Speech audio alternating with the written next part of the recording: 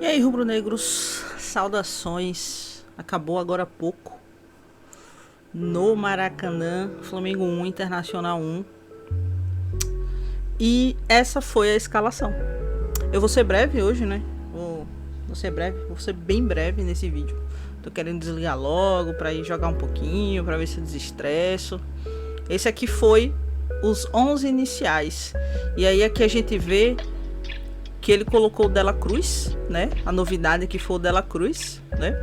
E o Royal, que veio aqui. E aí ele preferiu começar com o Paquetá e o Bruno Henrique, de centroavante. Beleza. E com o Cebolinha. Beleza. Ótimo. Beleza. Cebolinha. E aqui, este lado aqui foi ótimo, né? Esse lado aqui. E tinha o Paquetá, que é a novidade. Então assim, eu não vou nem falar nada do Paquetá, porque ele tá chegando agora, né? E ele deu uns passes muito bons. Ele fez uma finalização muito boa, né? Eu não vou cobrar nada do Paquetá. Dane-se que ele custou 42 milhões. Quem achar que só porque ele custou 42 milhões que ele vai arrebentar todo o jogo, ele vai fazer 2, 3 gols, não é assim que funciona, tá? Então ele começou agora. Agora, esse cara aqui, o Emerson Royal, eu não sei o porquê que o Felipe Luiz começou com o Emerson Royal. Misericórdia. E aí teve um momento em que o narrador lá, foi o comentarista, sei lá, Richarlison, sei lá, quem que tava comentando, acho que era o Richarlison, falou assim, ele é o que dá mais passe. E aí tu vem aqui no SofaScore, e aí no primeiro tempo ele recebeu a maioria das bolas, praticamente o Flamengo só usava o lado direito do ataque para atacar, e ele não usava o Cebolinha. E aí fica nítido por quê? Por quê?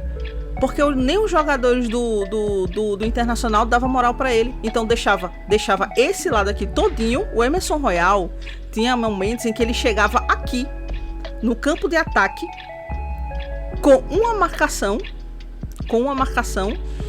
e 2 praticamente marcando o Lucas Paquetá. E aí ele não conseguia desenvolver, não conseguia. E aí quem vê isso aqui, do lado, ó. Estão vendo aqui do lado? Não dá para arrastar isso aqui. Infelizmente não dá para arrastar. Mas quem vê isso aqui acha que ele demoliu. Mas olha pra cá. Tá vendo isso aqui? Tudo passa para trás, passa pro lado. E aí os 2 passes que ele deu para frente foi justamente a passada do Paquetá, em que ele acertou. Então assim, aqui você vê que ele teve um aproveitamento de mais de 80% dos passes. Mas por quê? Porque ele só passava pro lado e para trás. E qualquer pessoa faz. Qualquer bagre faz isso. Inclusive ele. E aí todo mundo marcava o lado do Everton Cebolinha, que não conseguia jogar direito. E quando ele desenvolvia, ele era altamente marcado por 2, 3. E o Emerson Royal sozinho aqui, e o Lucas Paquetá tentando entrar no meio para poder apoiar essa marcação cerrada que estava no Cebolinha. E o Emerson Royal estava livre, porque o pessoal do Inter não dá moral para ele. É impressionante. E aí ele fez um cruzamento certo. Teve um cruzamento ali no final do primeiro tempo, que se fosse o Varela, aquilo ali ia dar uma chance de gol. Ele tava sozinho. Ele veio sozinho pra cá. E aí só tinha um jogador do Inter marcando. E ele foi cruzar. Ele cruzou mansinho. Um cruzamento açucarado nas mãos do Rocher. E aí não tem como. O Lucas Paquetá, você vai cobrar o que dele agora? Não vai cobrar nada dele agora. Agora o Emerson Royal não. O Emerson Royal, ele tá jogando há mais de 6 meses. Praticamente o mesmo elenco, as mesmas pessoas. E aí depois teve a substituição, né? Aí entrou o Varela, né? Que sofreu pênalti, muito bom.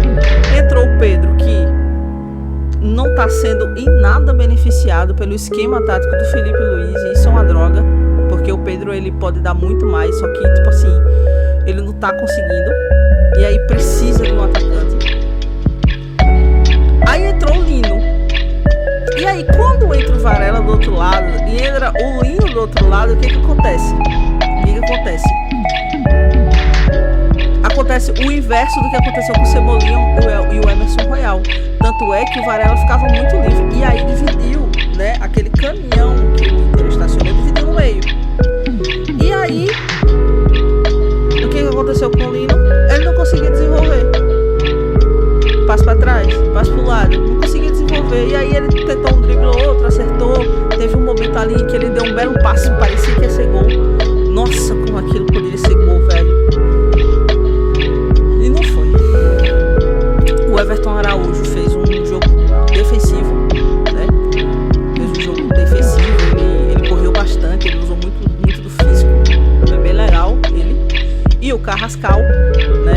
Que ali o Carrascal, ele é sensacional, né? Teve algumas chances ali também, né? Tem que acertar o pé. Aliás, todo o time do Flamengo tem que acertar o pé, né? E aí a nossa defesa que é uma mãe. Eu não entendo porque deixaram o Léo Ortiz e não colocaram o Vitão. O Vitão foi pra quê? Esquentar a banca, é? Enquanto o Léo Ortiz joga. Bom, enfim, era isso que eu queria dizer. Ah, e sem contar no árbitro, né? Que deu vários cartões pro Flamengo, né?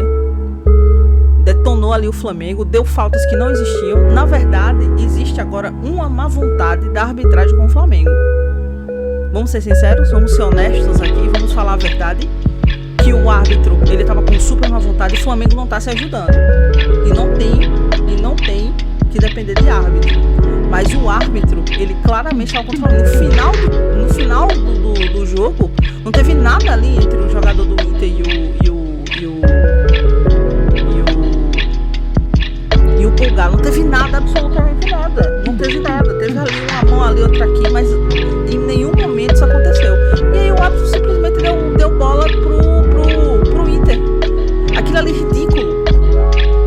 Novamente, existe aí uma má vontade da arbitragem contra o Flamengo e a FIFA e o CBF não tá cumprindo o que foi, que é profissionalizar essa merda. E é isso, vou ficar chorando aqui por causa de arbitragem não, porque o Flamengo ele teve várias chances e ele não conseguiu. E o Inter não jogou isso tudo não.